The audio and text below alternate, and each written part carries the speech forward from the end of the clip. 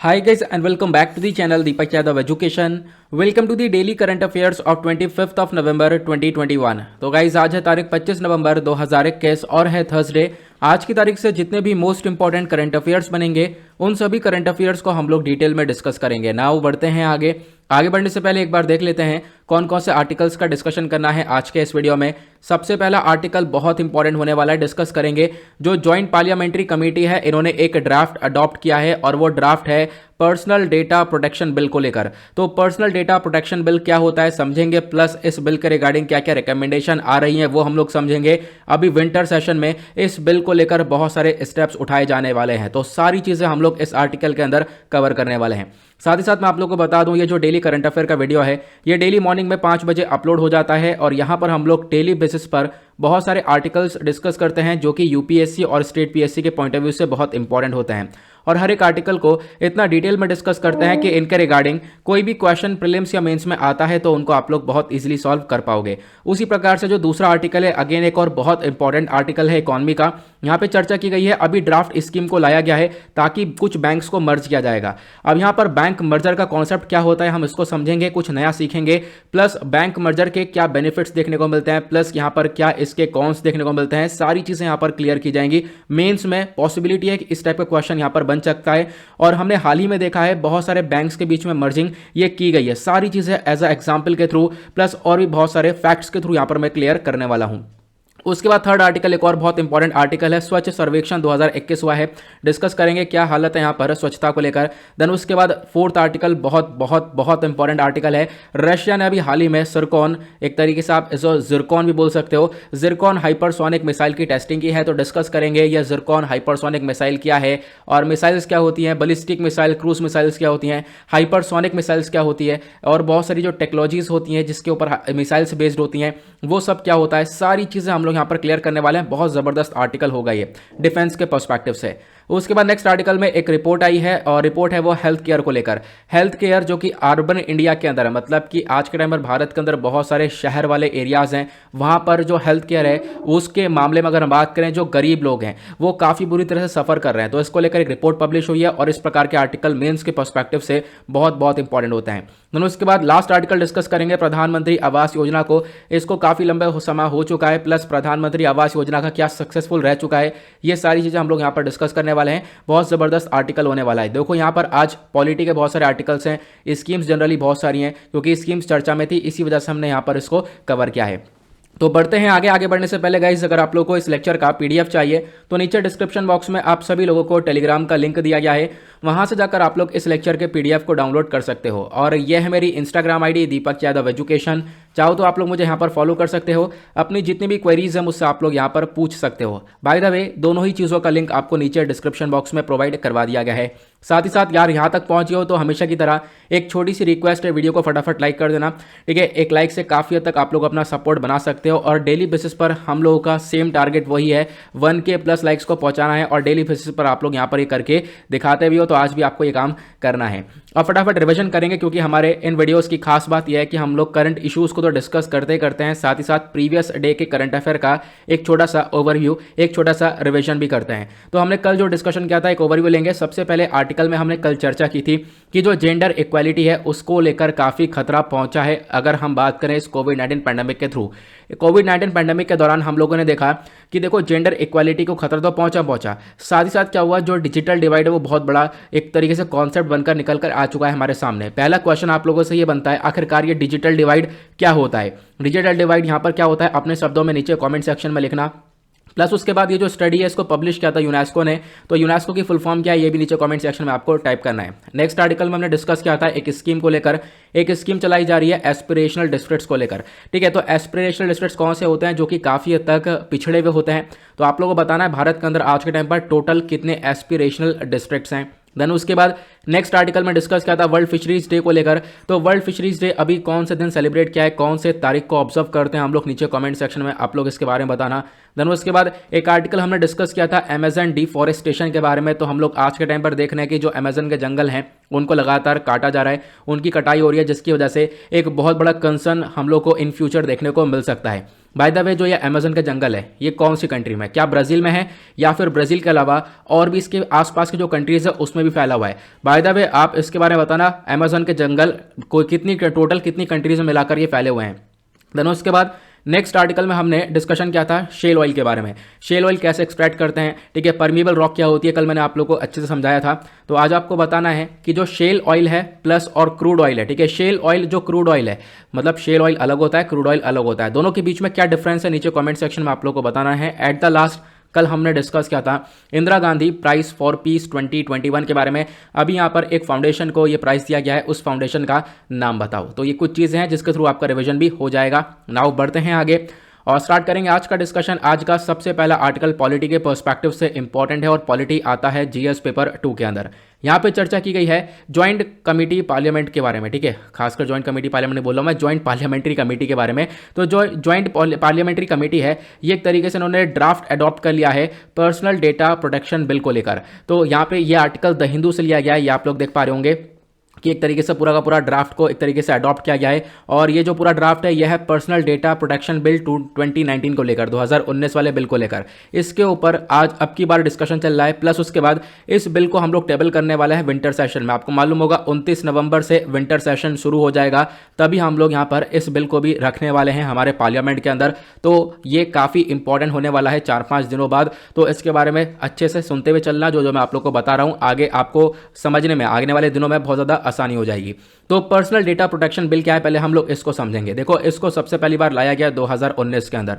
इसका main concept क्या था कि जो लोगों की प्राइवेसी है उसको हम लोग बचा कर रख सकें। पर्सनल डेटा प्रोटेक्शन बिल मतलब जो आपका पर्सनल डेटा है उसको प्रोटेक्ट करने के लिए, उसकी सुरक्षा करने के लिए यहाँ पर इस बिल को लाया गया था, इसका कॉन्सेप्ट रखा गया था। इस बिल को बेसिकली ड्राफ्ट किया, सुप्रीम कोर्ट के अंदर एक केस हुआ था पुत्तास्वामी जजमेंट, ठीक है, पुत्तास्वामी केस हुआ था। उसके बाद यहाँ पर हम लोगों ने इस राइट टू प्राइवेसी का जो कॉन्सेप्ट है इसको फंडामेंटल राइट बनाया। आपको मालूम होगा साल 2017 के अंदर ये जो केस हुआ था पुत्तास्वामी वाला, यहाँ पर क्या हुआ, राइट टू प्राइवेसी को एक फंडामेंटल राइट बना दिया गया। तब से जो प्राइवेसी है वो हमारे लिए बहुत इंपॉर्टेंट है। और इसी चीज़ को देखते हुए उसके बाद क्या किया गया, ये पर्सनल डेटा प्रोटेक्शन बिल को लाया गया। अब पर्सनल डेटा प्रोटेक्शन बिल का मेन मकसद क्या है, देखो इसको कॉमनली एक प्राइवेसी बिल भी बोला जाता है।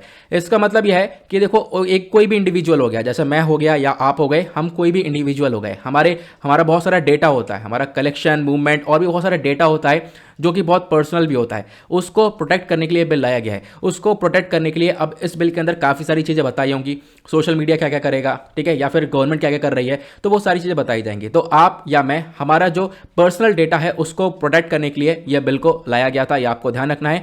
2019 के अंदर जो ये ड्राफ्ट है बेसिकली इसको प्रपोज किया और इन्होंने बोला कि एक डेटा प्रोटेक्शन अथॉरिटी हमारे पास होनी चाहिए। इस प्रकार की अथॉरिटी को बनाना चाहिए जो कि क्या काम करेगा, जो कि अच्छे से चीज़ों को देखेगा और रेगुलेट करेगा हमारे डेटा को, कि हमारा डेटा कहीं ना कहीं खतरे में तो नहीं है। इस चीज़ को देखते हुए यहाँ पर एक काम किया जाएगा। अब जो बेसिकली अब की बार की जो ये रिपोर्ट है इसके बारे में हम लोग चर्चा कर रहे हैं। अभी तो मैंने आपको पर्सनल डेटा प्रोटेक्शन बिल के बारे में बताया, ये आप लोगों को समझ में आ गया है। रिपोर्ट के बारे में बात करें, जो क्लॉज 35 है, क्लॉज 35 यहाँ पर एक एग्जम्पशन केस बताता है और ये कहीं ना कहीं इस रिपोर्ट का एक कंसर्न भी है, इस रिपोर्ट को लेकर एक चैलेंज भी है। तो यहाँ पे मैं आपको बताता हूँ अच्छे से क्लॉज 35 क्या बोलता है। इस रिपोर्ट ने यहाँ पे बोला, ये जो बेसिकली जो कमेटी तैयार करी गई है, ठीक है, जो ज्वाइंट पार्लियामेंट्री कमेटी है जिसने ये सारी चीज़ें यहाँ पर अडॉप्ट किया है, तो इन्होंने यहाँ पर सारी चीज़ बिल्कुल सेम रखी है, लेकिन एक छोटा सा बदलाव कर दिया है। छोटे से बदलाव के अंदर क्या किया, जो सरकारी एजेंसीज हैं उनको बाहर रखा है। मतलब कि आपका जो पर्सनल डेटा है वो प्रोटेक्शन में रहेगा, कोई आपका डेटा कहीं से कहीं तक नहीं देख सकता। लेकिन होगा क्या, जो सरकारी एजेंसीज है, गवर्नमेंट एजेंसीज को यहां से बाहर रखा गया है। मतलब गवर्नमेंट एजेंसी आपके डेटा का इस्तेमाल कर सकती है। तो अपने आप में ये एक बहुत बड़ा चैलेंज यहां पर बताया गया है। इस क्लॉज के अंदर बोला गया है जो public order, sovereignty, friendly relations, इन सब चीज़ों के लिए, हमारे भारत की सिक्योरिटी के लिए यहां पर क्या किया गया है, गवर्नमेंट एजेंसीज को अलाउ किया गया है और उनको इन सारे प्रोविजन से हटा दिया गया है। मतलब इनके ऊपर ये चीज़ें लागू नहीं होंगी, बाकी सारी एंटिटीज़ के ऊपर ये चीज़ें लागू होंगी। उन सब के ऊपर फोकस रखा जाएगा कि हमारा डेटा कहीं से कहीं तक एक तरीके से गलत हाथों में ना जाए। लेकिन यहाँ पर जो सरकारी एजेंसीज हैं उनको यहाँ पर पूरी तरह से छूट मिली हुई है, तो अपने आप में कंसर्न भी है, ये आपको ध्यान रखना है। अब बात करते हैं इस रिपोर्ट ने रिकमेंडेशन क्या दिया। रिकमेंडेशन सबसे पहली चीज ये दी है कि भारत सरकार के पास एक पॉलिसी होनी चाहिए डेटा लोकलाइजेशन को लेकर। होता क्या है, मान लो यूएस की कोई कंपनी भारत के अंदर आ गई, एक तरीके से यूके की कोई कंपनी भारत के अंदर आ गई। अब वो लोग क्या करते हैं, बहुत सारी चीजें डेवलप कर रहे हैं और इससे भारत का जो डेटा है वो लोग यहाँ से निकाल कर ले जाते हैं। तो ऐसा ना किया जाए, इसके लिए यहाँ पर एक पॉलिसी लेकर आनी चाहिए। और वो जो पॉलिसी है वो डेटा लोकलाइजेशन के ऊपर फोकस करे, जितना भी डेटा है वो भारत की टेरिटरी से बाहर जाए ना, हमारे कंट्री के अंदर ही अंदर रहे, इसको लेकर एक पॉलिसी होनी चाहिए। ऐसा एक रिकमेंडेशन आया है इस रिपोर्ट के थ्रू। दूसरी चीज यहाँ पर रिपोर्ट ने क्या रिकमेंड किया है, दूसरा चीज रिपोर्ट क्या है कि देखो यहाँ पर जितने भी डिजिटल डिवाइस होते हैं, ठीक है, डिजिटल डिवाइस मतलब जो भी आपके मोबाइल फोन या जितने भी digital device, internet of things हो गया, इनको लेकर एक सर्टिफिकेशन प्रोसेस होना चाहिए।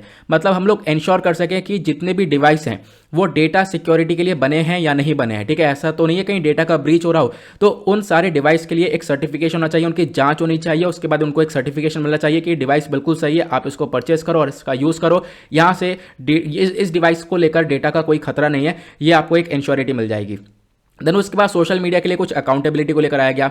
मतलब इन्होंने बोला, देखो इन्होंने रिकमेंड किया कि जितने भी सोशल मीडिया प्लेटफॉर्म्स हैं, यहाँ पर क्या होगा, इनको एक पब्लिशर्स की तरह ट्रीट करना होगा। मान लो यहाँ पर जो भी कंटेंट यहाँ पर सोशल मीडिया प्लेटफॉर्म्स पर है वो लोग खुद अपने आप होस्ट कर रहे हैं, उसके लिए वो खुद अकाउंटेबल होंगे, ठीक है। और क्या होगा, मान लो यहाँ पर सोशल मीडिया प्लेटफॉर्म्स पर बहुत सारे उल्टे सीधे कॉन्टेंट आ जाते हैं और वो सब बहुत सारे अनवेरीफाइड अकाउंट से आते हैं, तो यहाँ पर इसके लिए सोशल मीडिया खुद रिस्पॉन्सिबल होगा, ऐसा यहाँ पर बताया गया है। तो सोशल मीडिया को ये छोटी छोटी चीज़ें खुद देखनी पड़ेंगी। अगर कोई भी अनवेरीफाइड अकाउंट है इनके प्लेटफॉर्म पर तो उसको पता लगाओ और उसकी रिस्पॉन्सिबल आप हो और उसको आपको सॉल्व करना होगा। तो इस प्रकार की चीज़ें हम लोग को लानी होगी, ये भी रिकमेंडेशन इस रिपोर्ट के अंदर दिया गया। देन उसके बाद यहाँ पर कुछ डेटा को शेयर करने के लिए यहाँ पर रिपोर्ट दी गई है, इसने रिकमेंडेशन दिया है। रिकमेंड ये किया कि गवर्नमेंट ने बोला कि देखो अगर ये चीज़ है, जैसे मैंने आप लोग को बताया, ये चीज़ें अगर कोई फॉलो नहीं होती है तो इसके लिए सरकार कुछ पेनल्टी लेकर आ सकती है। मान लो कोई यहाँ पर एंटिटी इस चीज़ को फॉलो नहीं करता है, ठीक है, इन प्रोविजंस को फॉलो नहीं करता है, तो उसके ऊपर एक पेनल्टी लगनी चाहिए, काफ़ी सारे चार्जेस लगने चाहिए, ठीक है, यह आप लोग को ध्यान देना है। प्लस सरकार को एक स्टेप लेना चाहिए कि एक पूरा का पूरा एक फाइनल कॉल लेनी चाहिए, जो इनका जो पर्सनल डेटा है उसको हम किसके साथ शेयर करेंगे। हम लोग जो बाहर की गवर्नमेंट है, मतलब दूसरे कंट्री की सरकार है, उसके साथ शेयर कर सकते हैं या फिर दूसरी एजेंसी के साथ कर सकते हैं। इसको लेकर गवर्नमेंट को एक फाइनल स्टेप लेना पड़ेगा, जो कि अभी तक नहीं लिया गया है। तो ये पर्सनल डेटा प्रोटेक्शन बिल को लेकर काफ़ी सारी चर्चा की हमने। अभी आपने देखा पीडीपी क्या होता है, मैंने आप लोगों को बताया। इस रिपोर्ट के अंदर क्या कंसर्न है वो भी हम लोगों ने देखा, प्लस इस रिपोर्ट ने क्या क्या रिकमेंडेशन दिया है वो भी हम लोगों ने देखा। कंसर्न मैंने आप लोगों को बता दिया है कि जो ये बिल है ये बेसिकली यहाँ पर सरकार को, एक तरीके सरकार के ऊपर लागू नहीं हो रही है, क्योंकि क्लॉज 35 ये इसका मिसयूज हो सकता है, जो सरकार है इसका मिसयूज कर सकती है, क्योंकि यहाँ पर क्या है, गवर्नमेंट को एक तरीके से इन सारे प्रोविजन से एग्जेम्प्ट कर दिया गया है। गवर्नमेंट के पास यहाँ पर पूरी तरह से छूट है कि वो इस डेटा का इस्तेमाल कर सकती है। प्राइवेसी का यहाँ पर कहीं ना कहीं यहाँ पर हनन हो जाएगा। तो इस प्रकार से यहाँ पे बोला गया है, अपने आप में एक बहुत बड़ा कंसर्न ये नजर आता हुआ देखने को मिलेगा। आई होप आपको आर्टिकल अच्छे से क्लियर हुआ।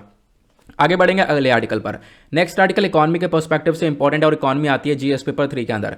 यहाँ पे चर्चा की गई है एक ड्राफ्ट स्कीम के बारे में। अभी क्या किया गया है, अमेलगमेशन। अमेलगमेशन मतलब मर्ज कर दिया गया है, मिला दिया गया है दो बैंक को, एक है पीएमसी बैंक और दूसरा है यूएसएफ बैंक, ठीक है। आरबीआई का ये स्टेटमेंट निकल कर आया है। तो रिजर्व बैंक ऑफ इंडिया ने एक ड्राफ्ट स्कीम रिलीज करी है, जहां पर पंजाब और महाराष्ट्र कोऑपरेटिव बैंक है और दूसरा है यूनिटी स्मॉल फाइनेंस बैंक, इन दोनों को मर्ज करने के बारे में चर्चा की गई है, ठीक है। और अभी ये जो पीएमसी बैंक है, Punjab and Maharashtra cooperative bank, ये काफी हद तक प्रॉब्लम में भी था, काफी फ्रॉड वगैरह के केस में पकड़ा गया था। तो आप देख पाओगे यहाँ पे फ्रॉड वगैरह भी चीजें काफी तक देखने को मिली थी। लेकिन अब फाइनली क्या किया जा रहा है, अब इन बैंक्स को मर्ज किया जा रहा है। तो यहाँ पर आपसे इन फ्यूचर क्वेश्चन बन सकता है, देखो बैंक मर्ज करने से क्या बेनिफिट्स हो सकते हैं, क्या यहाँ पर नुकसान हो सकते हैं। बिल्कुल नुकसान भी होंगे। अगर हम बात करें पहले, उससे पहले दो बातें आपको जानना होगा कि बैंक को मर्ज करने के लिए हमारे पास कौन सा एक्ट है, प्लस यहाँ पर कौन सा सेक्शन का इस्तेमाल करते हैं। ये छोटी छोटी चीजें बहुत इंपॉर्टेंट होती हैं जो डायरेक्टली प्रीलिम्स में पूछ ली जाती हैं। तो अगर हम बात करें according to the draft scheme, ये जो ड्राफ्ट स्कीम है इसके अकॉर्डिंग बात करें, जो भी डिपॉजिटर्स हैं पीएमसी बैंक के अंदर, मतलब जितनों भी लोगों ने डिपॉजिट किया था पैसा जो इस पीएमसी बैंक के अंदर, पंजाब महाराष्ट्र कोऑपरेशन बैंक के अंदर, उनको पैसा वापस मिल जाएगा, ठीक है। और उसके बाद यहाँ पर इसका इंपॉर्टेंस ये भी देखने को मिलेगा कि जो पीएमसी बैंक की जितनी भी एसेट्स हो गया, जितना भी लाइबिलिटीज हो गया, ये सब यहाँ पर क्या कर दिया जाएगा, इसको टेक ओवर कर लिया जाएगा यूनिटी बैंक के थ्रू। जैसे मैंने आपको बताया ना, इन दो बैंक्स को मर्ज किया जा रहा है, तो पीएमसी बैंक का जितना भी एसेट लाइबिलिटीज जितनी भी चीजें हैं वो सब यहाँ पर कौन ले जाएगा, यूनिटी बैंक। ये छोटा वाला जो बैंक है बेसिकली, ये यहाँ पर सारी चीजें अपने साथ में लेकर जाने वाला है।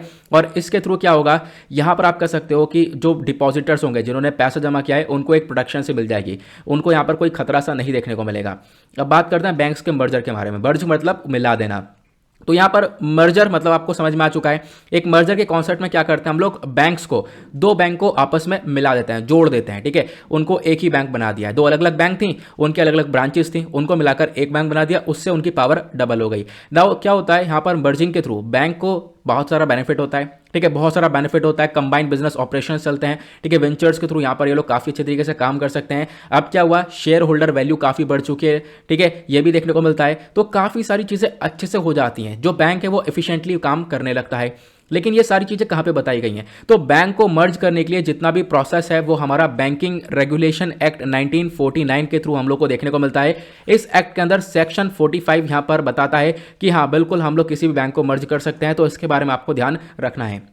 नाउ अब ये जो बैंक को मर्ज किया गया है इसके कुछ रीसेंट एग्जांपल्स क्या क्या हो सकते हैं? तो आपको मालूम होगा 2019 के अंदर जो हमारी फाइनेंस मिनिस्टर हैं उन्होंने ऐसे ही एक अनाउंसमेंट किया था, जो पब्लिक सेक्टर बैंक है उनको मर्ज कर दिया था, ठीक है, 10 बैंक को मर्ज करके 4 बना दिए गए। उसी प्रकार से विजय बैंक, बैंक ऑफ बड़ौदा, देना बैंक को मर्ज किया गया। उसी प्रकार से यहाँ पर साल 2017 में एक और स्टेप उठाया गया था जहां पर 5 एसोसिएट बैंक को मर्ज कर दिया था एसबीआई के साथ, जैसे कि वो State Bank of Bikaner, Jaipur, Hyderabad, Bank of Travancore और Bank of Mysore, Bank of Patiala, इन सबको स्टेट बैंक ऑफ इंडिया के साथ ही मर्ज कर दिया था।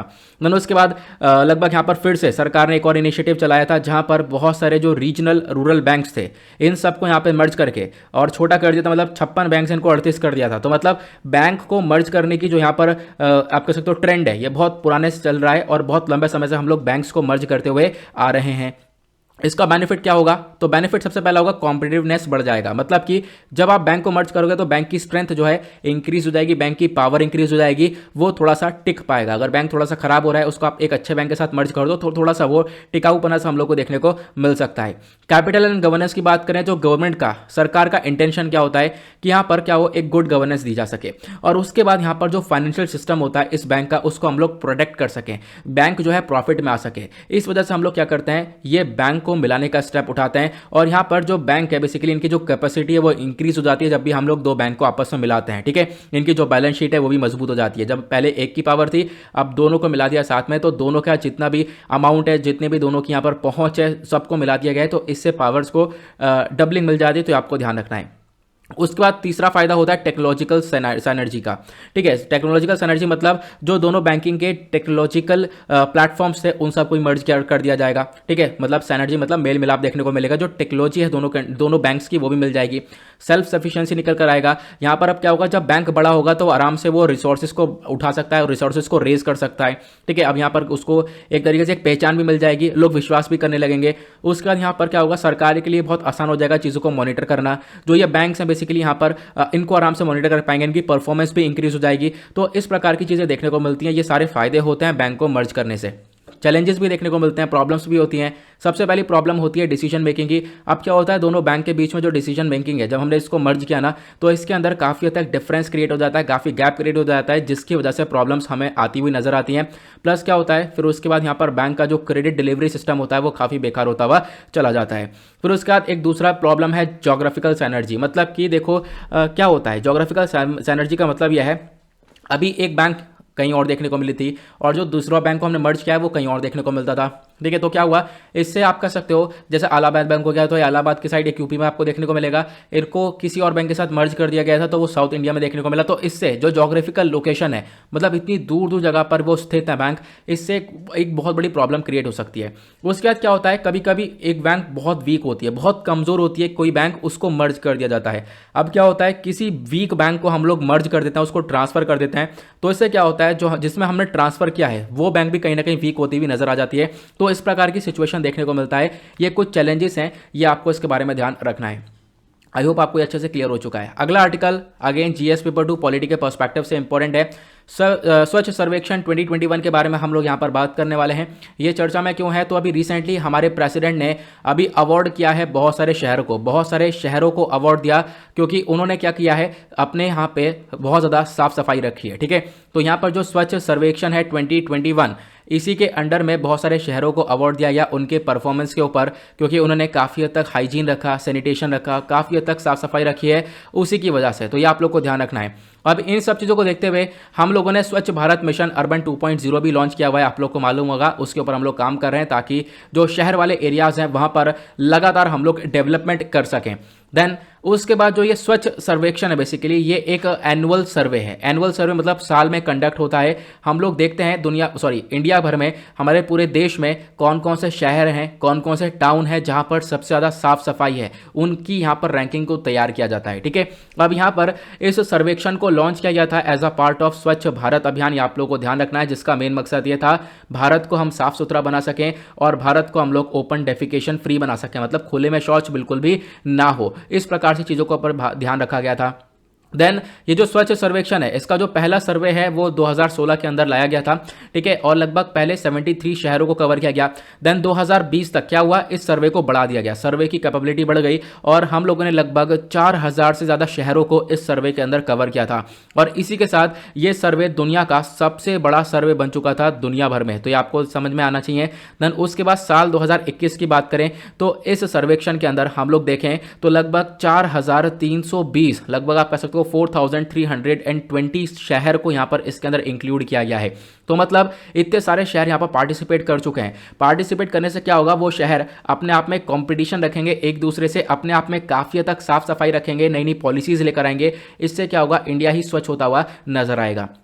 अब क्या है, इसकी नोडल मिनिस्ट्री कौन है, इसको इंप्लीमेंट करने के लिए एक बॉडी है जिसका नाम है ministry of housing and urban affair. ये आप लोग को ध्यान रखना है। स्वच्छ सर्वेक्षण 2021 वाला जो अभी सर्वेक्षण जिसको हम डिस्कस कर रहे हैं, इसमें कैटेगरीज क्या क्या रखी गई हैं। देखो, कुछ शहर होते हैं जहां पर जो जनसंख्या है वो 1 लाख से कम होती है। ठीक है, जैसे मैंने आपको बताया, कुछ शहर वैसे होते हैं जहां पर जनसंख्या 1 लाख से कम होती है। कुछ शहर ऐसे होते हैं जहां पर जनसंख्या 1 लाख से ज्यादा होती है। ठीक है, तो उनकी कैटेगरीज रखी गई। अगर हम बात करें 1 लाख से कम पॉपुलेशन वाली, तो वीता, लोनावाला और सासवत ये जो शहर हैं, बेसिकली ये सब महाराष्ट्र के आपको शहर देखने को मिलेंगे, इनकी रैंक फर्स्ट आई है। ठीक है, फिर उसके बाद यहाँ पे अगर हम बात करें 1 लाख से ज्यादा पॉपुलेशन वाली, तो यहाँ पर इंदौर टॉप पर है। आपको इंदौर के बारे में ध्यान रखना है, इंदौर पिछले 5 सालों से लगातार टॉप कर रहा है सफाई के मामले में। ठीक है, देन उसके बाद सूरत भी यहाँ पर आपको देखने को मिलेगा, सूरत सेकंड पर है। देन विजयवाड़ा थर्ड पर आपको ये देखने को मिल जाएगा।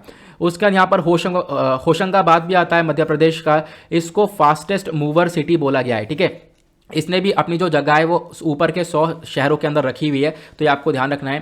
प्लस यहाँ पर इसी सर्वेक्षण के अंदर एक बेस्ट गंगा टाउन का रिपोर्ट आया है, तो बेस्ट गंगा टाउन में मामले में वाराणसी सबसे आगे है। फिर क्लीनेस्ट कैंटोनमेंट के मामले में अगर हम बात करें तो अहमदाबाद हो गया, अहमदाबाद के बाद मेरठ कैंटोनमेंट और दिल्ली कैंटोनमेंट सबसे बढ़िया देखने को मिलेगा। फिर उसके बाद अगर हम बात करें बहुत सारे राज्यों की, अभी हमने शहरों के बारे में बात करा, ठीक है, अब शहरों के बाद हम बात करते हैं राज्यों की। क्लीनेस्ट स्टेट, कोई ऐसे राज्य जहां पर 100 से ज़्यादा अर्बन लोकल बॉडीज़ हैं, ध्यान से सुनना, ऐसे राज्य जहां पर 100 से ज़्यादा अर्बन लोकल बॉडीज़ हैं, उस कैटेगरी में छत्तीसगढ़ टॉप पर है। ठीक है, छत्तीसगढ़ लगातार 30 साल से टॉप कर रहा है, लगातार 3 साल से टॉप कर रहा है। कर्नाटक को यहाँ पर इसी कैटेगरी के अंदर फास्टेस्ट मूवर स्टेट को दर्जा मिला हुआ है। उसके बाद अगर हम बात करें ऐसे राज्य जहां पर 100 से कम अर्बन लोकल बॉडीज़ हैं, वहां पर झारखंड टॉप करता है। झारखंड यहाँ पर क्लीनेस्ट स्टेट माना गया है। उसके बाद झारखंड दूसरे बार यहाँ पर क्लीनेस्ट स्टेट का तौर पर देखा गया है और मिजोरम यहाँ पर फास्टेस्ट मूवर्स स्टेट के तौर पर देखने को मिला है। तो ये चीज़ें आप लोग को ध्यान रखनी है। प्लस अभी इस साफ सफाई को लेकर और भी बहुत सारे अवार्ड्स दिए जाते हैं। एक का नाम है सफाई मित्र सुरक्षा चैलेंज।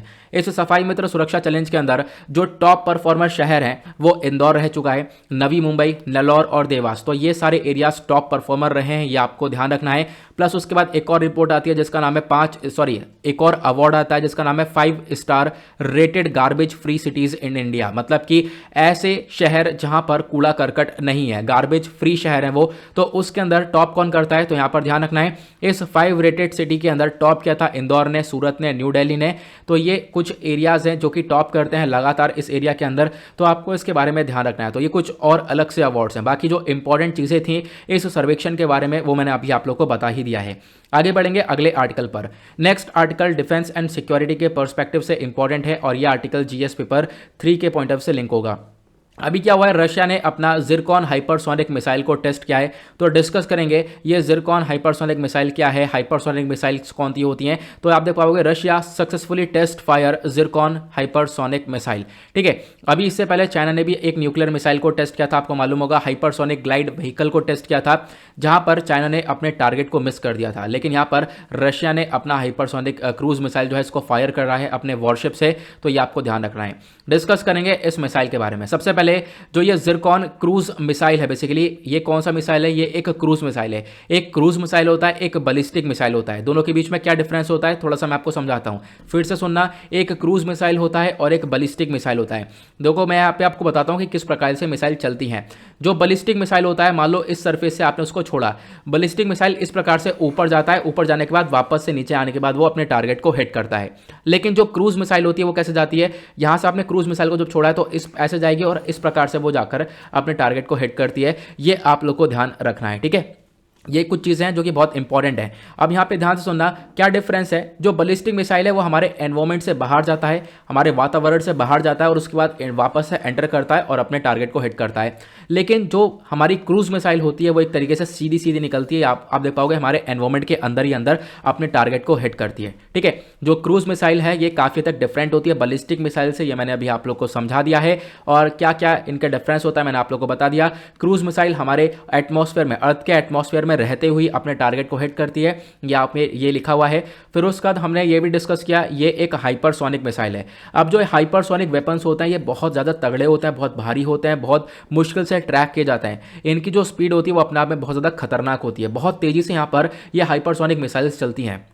तो डिस्कस करते हैं हाइपरसोनिक टेक्नोलॉजी या फिर ये हाइपरसोनिक मिसाइल्स क्या होती हैं। अगर हम बात करें स्पीड की, तो हाइपरसोनिक मिसाइल की जो स्पीड है वो आवाज़ से 5 गुना ज़्यादा होती है। मतलब जो साउंड है, खासकर जो ध्वनि है, जो मैं बोल रहा हूँ, जब मैं बोल रहा हूँ तो आपके पास ये आवाज़ पहुँच रही है, जब आप कुछ बोल रहे हो उतनी देर में आपको सुनाई दे रहा है, उसकी उस स्पीड से भी 5 गुना ज़्यादा स्पीड से, तेज़ी से यहाँ पर ये टेक्नोलॉजी देखने को मिलती है। ये मिसाइल भागता है जो कि हाइपरसोनिक टेक्नोलॉजी का जिसमें इस्तेमाल किया जाता है। ना ये जो टेक्नोलॉजी है इसके अंदर हम लोग कौन सा टेक्नोलॉजी का इस्तेमाल करते हैं, तो आपको ध्यान से सुनना है। आपसे क्वेश्चन पूछा जा सकता है हाइपरसोनिक मिसाइल्स के अंदर कौन से टेक्नोलॉजी इस्तेमाल की जाती है, उसका नाम है स्क्रैमजेट। स्क्रैमजेट टेक्नोलॉजी का इस्तेमाल करते हैं। और जो स्क्रैमजेट टेक्नोलॉजी है ये एक एयर ब्रीथिंग प्रोपल्शन सिस्टम, मतलब ये हवा का इस्तेमाल करता है। हवा का यूज करते हुए यहाँ पर क्या होता है, हम लोग इस मिसाइल को आगे बढ़ाते हैं। ये जो मिसाइल है ये बहुत ज़्यादा कॉम्प्लेक्स टेक्नोलॉजी है। देखो इसको समझने में भी बहुत सारी प्रॉब्लम्स आती हैं, लेकिन मैं आप लोगों को पहले 6-7 बार समझा चुका हूँ। फिर से आज समझाऊंगा कि आखिरकार कैसे चलती है मिसाइल और इसके पीछे का क्या प्रोसेस होता है, ठीक है। तो यहाँ पर देखो कॉम्प्लेक्स टेक्नोलॉजी तो है, लेकिन यहाँ पर साथ ही साथ महंगी भी है। लेकिन अब मैं आपको समझाता हूँ कि आखिरकार ये टेक्नोलॉजी क्या है। सबसे पहले देखो हमने अभी डिस्कस किया जो यहाँ पर हाइपरसोनिक मिसाइल है इसके अंदर कौन सी टेक्नोलॉजी इस्तेमाल होती है, उसके अंदर इस्तेमाल होती है स्क्रैमजेट। तो मैं आप लोगों को बताऊंगा अभी टर्बोजेट, रामजेट और स्क्रैमजेट तीनों के बीच में क्या डिफरेंस होता है। तीनों ही बहुत इंपॉर्टेंट है, आपसे एग्जाम में क्वेश्चन बन सकता है, एक बहुत इंपॉर्टेंट टॉपिक है ये। ओके, सबसे पहले आपको ने ये देखना है, ये आपको क्या नजर आ रहा है, ये एरोप्लेन नजर आ रहा है। पहले मैं आपको एरोप्लेन के बारे में समझाता हूं, फिर उसके बाद मिसाइल पर आएंगे ताकि आप सारी चीजें, कुछ एक्स्ट्रा चीजें भी कवर करो। अब आपके दिमाग में एक चीज आ रही होगी, जो ये एरोप्लेन है मतलब क्या आ रही होगी, एरोप्लेन उड़ता क्यों है, आपने कभी ना कभी सोचा तो होगा। ये आपके दिमाग में कभी ना कभी आया होगा, आखिरकार एरोप्लेन उड़ता कैसे है, इसके अंदर क्या टेक्नोलॉजी इस्तेमाल की गई है। तो यहाँ पर ये जो एरोप्लेन का पूरा स्ट्रक्चर है ये बेकार है अगर इसमें ये ना लगाया जाए तो, ठीक है। ये अगर ना लगाए जाएं, ये दोनों क्या है, ये दोनों टर्बो फैन या टर्बो जेट आप कह सकते हो, इसके अंदर टर्बो जेट लगा हुआ है, ठीक है। यहाँ पर फैन वगैरह लगा होता है, मैं भी आपको आगे स्ट्रक्चर समझाऊंगा इसका। तो ये जो दोनों टेक्नोलॉजी है, अगर ये जो टर्बो जेट हैं अगर ये एरोप्लेन के अंदर ना हो तो वो एरोप्लेन बेकार है। इसी टेक्नोलॉजी के माध्यम से क्या होता है, एरोप्लेन उड़ता है। अब यहाँ पर क्या मकसद है, ये कुछ बड़ा करो तो इस प्रकार से दिखाई पड़ता है, ठीक है। अब यहाँ पर इस एक पंखा लगा होता है जिसको हम लोग बोलते हैं फैन, टर्बो फैन। ये फैन बहुत इंपॉर्टेंट है, क्यों, ये फैन चलता है ना तो ये सारी हवा को अपने अंदर खींचता है, बहुत तेजी से हवा को खींचता है। इनफैक्ट अगर कोई सामान यहाँ पर इसके आगे आ जाए, कोई इंसान आ जाए तो उसको भी यहाँ पर खींच लेगा और सब कट के अंदर चला जाएगा सामान, ठीक है। तो आप समझ सकते हो ये इतनी ज़्यादा पावरफुल होता है, हवा को अपने अंदर बहुत तेजी से खींचता है। हवा को बहुत तेजी से खींचने के बाद क्या करेगा, ये हवा को बहुत तेजी से खींचने के बाद उतनी ही तेजी से पीछे से फेंकेगा।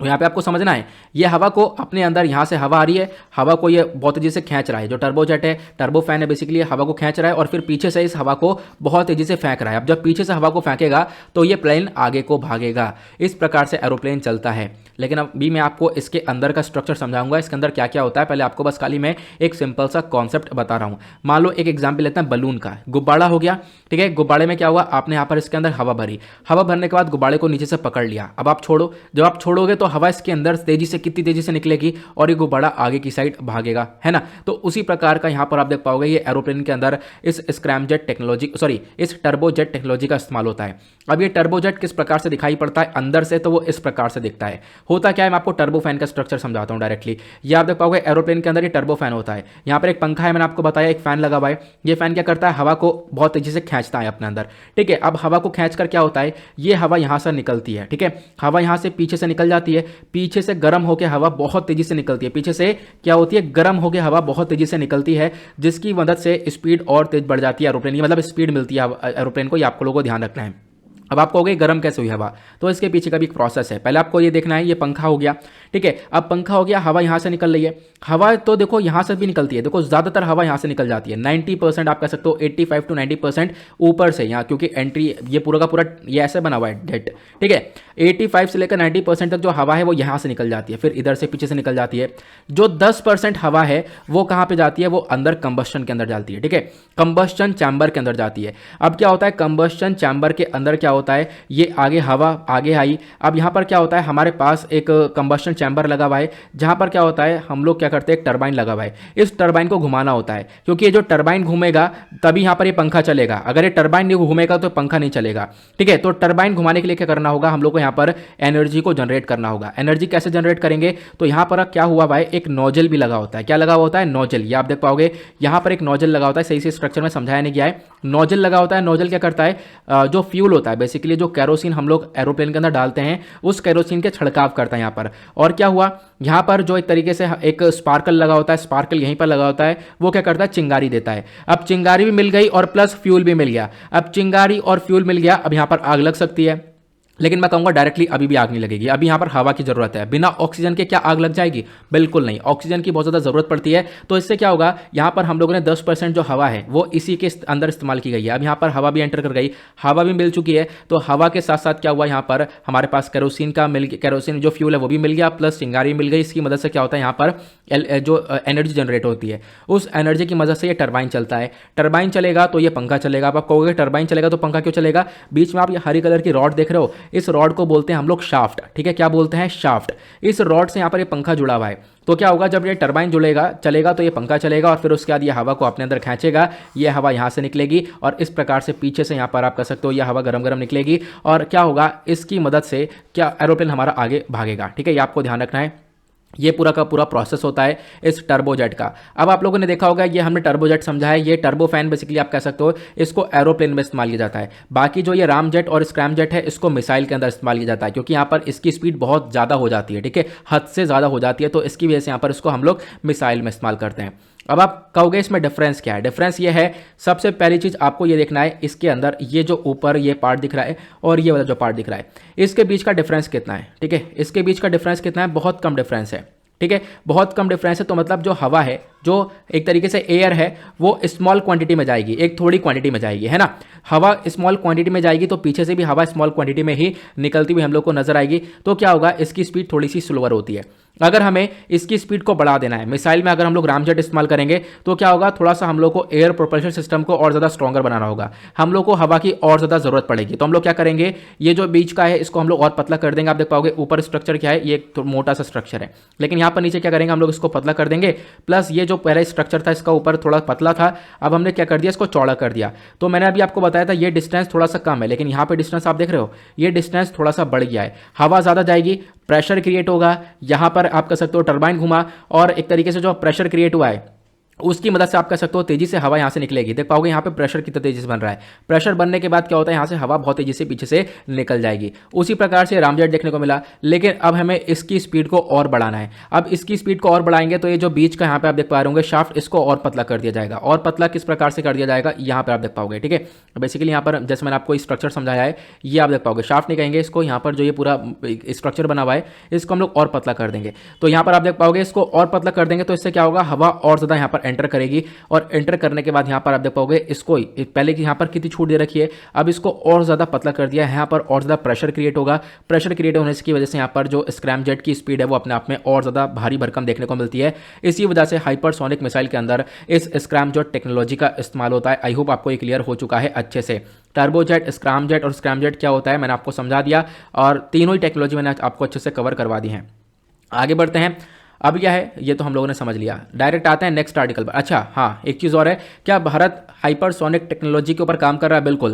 देखो भारत आज के टाइम पर हाइपरसोनिक टेक्नोलॉजीज़ के ऊपर काम कर रहा है। हम लोग यहाँ पर एक तरीके से हम लोगों ने प्रूव करी अपनी कैपेबिलिटी को। हमने एक टेस्ट किया था एसेट, ठीक है, अंडर द मिशन शक्ति को हमने इसको टेस्ट किया हुआ है। प्लस उसके बाद जो defence research and development organisation है और इसरो है, दोनों ने मिलकर यहाँ पर हाइपरसोनिक डेवलप और इनकी टेस्टिंग कर रखी है, इसको डेवलप कर रखा है।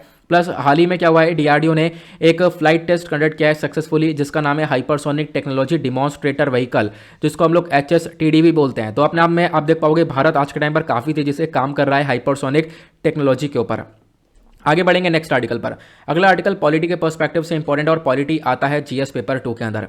चर्चा की गई है रिपोर्ट ऑन हेल्थ केयर को लेकर। तो अभी क्या हुआ है, अर्बन इंडिया मतलब कि एक रिपोर्ट आई है जिसमें बताया गया कि भारत के अंदर जो शहर वाले एरियाज हैं वहाँ पर हेल्थ को लेकर क्या सिस्टम है। तो इस रिपोर्ट के अंदर बताया कि जो लाइफ एक्सपेक्टेंसी है, मतलब शहर वाले एरिया में जो गरीब लोग हैं, देखो शहर वाले एरिया में आपको हर प्रकार का इंसान देखने को मिलेगा, एक गरीब व्यक्ति भी है और एक अमीर व्यक्ति भी है। लेकिन जो गरीब व्यक्ति है उसकी जान की जो एक्सपेक्टेंसी, उसकी लाइफ एक्सपेक्टेंसी है वो बहुत कम है। अब की बार कम हो चुकी है, मतलब आप कह सकते हो वो लंबा नहीं जिएगा। क्यों? क्योंकि वो उसको अच्छे से हेल्थ केयर फैसिलिटीज़ नहीं मिल पा रही हैं। आप देख पाओगे जो मेन है उनकी जो लाइफ एक्सपेक्टेंसी है वो 9.1 ईयर से लो हो चुकी है, कम हो चुकी है, इतना कम जिएगा इंसान। उसके बाद विमेन की जो लाइफ एक्सपेक्टेंसी है वो 6.2 ईयर से कम हो चुकी है, ऐसा यहाँ पर यह रिपोर्ट हम लोग को बताती है। इस रिपोर्ट के बारे में बात करें तो इस रिपोर्ट ने इस सब चीज़ों को एक्सप्लोर करते हुए बोला है कि देखो आज के टाइम पर हेल्थ वल्नरेबिलिटीज़ काफ़ी ज़्यादा है, मतलब कि भारत के अंदर हेल्थ जो इनइक्वालिटी है वो काफ़ी ज़्यादा है। कहीं पर हेल्थ सेक्टर काफ़ी बढ़िया है और कहीं पर हेल्थ सेक्टर काफ़ी बेकार है। खासकर पुअर पीपल के लिए, जो गरीब लोग हैं उनके लिए हेल्थ फैसिलिटीज़ हमारे पास इतनी अच्छी खासी है नहीं, जिनकी वजह से अभी यहाँ पर गरीब लोगों की जो लाइफ एक्सपेक्टेंसी है वो काफ़ी कम हो गई है। अब इस रिपोर्ट को रिलीज करने वाली कौन सी बॉडी है? इसको रिलीज किया गया है अजीम प्रेमजी यूनिवर्सिटी के थ्रू। आपको ध्यान रखना है अजीम प्रेमजी यूनिवर्सिटी ने यहाँ पर कोलेब्रेशन किया लगभग 17 रीजनल NGOs के साथ और उसके बाद यहाँ पर इसको रिलीज किया गया। ये आप एक पिक्चर देख रहे होंगे, यहाँ पर जो इंडिया का मैप है वो ये बता रहा है कि जो रेड वाले एरियाज हैं यहाँ पे आप देख पा रहे हो 80% से ज़्यादा यहाँ पर शॉर्टेज है प्राइमरी हेल्थ केयर्स का। जो हेल्थ केयर होते हैं, अब जब हेल्थ केयर ही नहीं होगा तो वो सपोर्ट कैसे करेंगे, हेल्थ फैसिलिटीज़ कैसे मिलेंगी? तो यहाँ पर हेल्थ केयर की काफ़ी बड़ी कमी है। जो हरे वाले एरिया हैं यहाँ पर आपको शॉर्टफॉल नहीं देखने को मिलेगा, बाकी सभी एरिया के अंदर कहीं ना कहीं काफ़ी शॉर्टफॉल देखने को मिलेगा हेल्थ केयर फैसिलिटी के अंदर। तो ओवरऑल इंडिया में ही ये सिचुएशन है। आज के टाइम पर हम लोग काफ़ी पीछे चल रहे हैं। अगर हम मामले में आप हेल्थ केयर के मामले में बात करें, हमने हेल्थ केयर में अच्छे से इन्वेस्टमेंट नहीं किया है और ये बात कोरोना वायरस ने भी हम लोग को बताई है कि हमारा हेल्थ सिस्टम कितना ज़्यादा कमज़ोर है। इस रिपोर्ट के बारे में अगर हम बात करें तो सबसे पहली बात इस रिपोर्ट ने बताया नंबर ऑफ अर्बन पीपल के बारे में। अगर हम शहर के बारे में बात करें तो आज के टाइम पर इंडिया में बहुत सारे लोग शहर वाले एरिया में शिफ्ट भी हो रहे हैं लगातार। पहले ये बहुत कम हुआ करते थे लेकिन आज के टाइम पर इनकी जनसंख्या बढ़ चुकी है। लेकिन लगभग जो 30% पीपल हैं अर्बन एरियाज़ के अंदर वो पुअर हैं, मतलब वो गरीब लोग हैं। 30% पीपल जो शहर में रह रहे हैं वो गरीब व्यक्ति देखने को मिलेंगे, ऐसा ये रिपोर्ट बताती है। अब वो गरीब होने के साथ साथ क्या हो रहा है, उनको प्रॉब्लम फेस करने को मिल रही है हेल्थ फैसिलिटी की। उनको प्रॉपर हेल्थ नहीं मिल पा रहा है। क्यों? क्योंकि यहाँ पर हेल्थ गवर्नेंस नहीं अच्छे से, सरकार ने चीज़ें अच्छे से चला नहीं रखी हैं।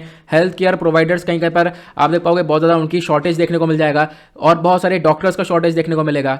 आप कह सकते हो कि यहाँ पर आज के टाइम पर जो अर्बन हेल्थ केयर फैसिलिटी होनी चाहिए वो है नहीं, उसकी वजह से इनको और प्रॉब्लम क्रिएट हो रही है। दूसरा प्रॉब्लम ये भी है, इनके ऊपर एक फाइनेंशियल बर्डन काफ़ी ज़्यादा है, ठीक है, एक हैवी फाइनेंशियल बर्डन है पुअर पीपल के लिए और इसकी वजह से क्या होता है, ये लोग पैसा इतना हेल्थ केयर के ऊपर लगा नहीं पाते हैं और ये भी एक बहुत बड़ा चैलेंज है और जिसकी वजह से इनकी जो लाइफ एक्सपेक्टेंसी है वो कम हुई है। सजेशन की बात करें, इस रिपोर्ट ने कुछ सजेशन भी दिया। इन्होंने बोला है आज के टाइम पर भारत सरकार को कम्युनिटी पार्टिसिपेशन को थोड़ा सा और मजबूत करना होगा। हम लोग को एक डायनामिक डेटाबेस को लेकर चलना पड़ेगा। हम लोग एक डेटाबेस को तैयार कर सकते हैं, एक वल्नरेबल पॉपुलेशन कौन कौन सी है, इन सब चीज़ों को देखते हुए जब हमारे पास डेटा होगा तो उसके रिगार्डिंग हम लोग कुछ स्टेप्स उठा पाएंगे कि किस प्रकार से हम लोग अपने हेल्थ केयर को और ज़्यादा स्ट्रॉन्गर बना सकते हैं। ठीक है, ये आप लोग को ध्यान रखना है। तो मेन मकसद क्या है, सबसे पहली बात आपको यहाँ पर कुछ पॉलिसी ये भी लेके आना नहीं पड़ेगी जिससे हम लोग जो पुअर पीपल है उनका फाइनेंशियल बर्डन कम कर सकें, जो पहले से उनके ऊपर इतना ज़्यादा बर्डन पड़ा हुआ है इसको हम लोग थोड़ा सा कम कर सकें। और पहली चीज़ तो आपको देखो पॉवर्टी को खत्म करने के लिए कंट्री के अंदर और भी बहुत सारे स्टेप्स उठाने पड़ेंगे। पॉवर्टी जैसे जैसे रिड्यूस होगी उसके बाद मोस्टली जो है सोल्यूशंस यहाँ पर हम लोग को मिल ही जाएंगे।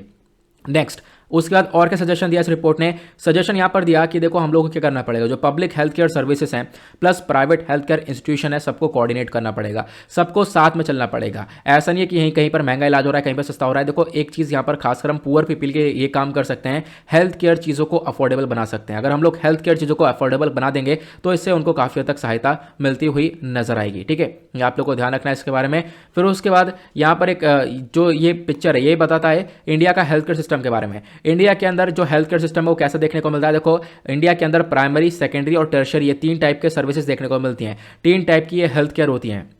प्राइमरी जो हेल्थ केयर है वो रूरल पॉपुलेशन को प्रोवाइड करवाई जाती है, मतलब गांव वाले एरियाज में दिया जाता है। उसके बाद यहाँ पर जो सेकेंडरी हेल्थ केयर आपको देख पाओगे, यहाँ पर सेकेंडरी हेल्थ केयर डिलीवर किया जाता है जो डिस्ट्रिक्ट हॉस्पिटल्स हो गए या सब डिस्ट्रिक्ट हॉस्पिटल्स हो गए। प्लस जो टर्शरी वाले जो एक तरीके से हेल्थ केयर होता है, ये टर्शरी हेल्थ केयर यहाँ पर बहुत ज़्यादा हाई लेवल के लिए, सेंटर लेवल इंस्टीट्यूशन के लिए, सुपर स्पेशलिटी हॉस्पिटल्स के अंदर ये प्रोवाइड किया जाता है। तो अलग अलग सर्विसेज हैं, ये आप लोग को ध्यान देना है।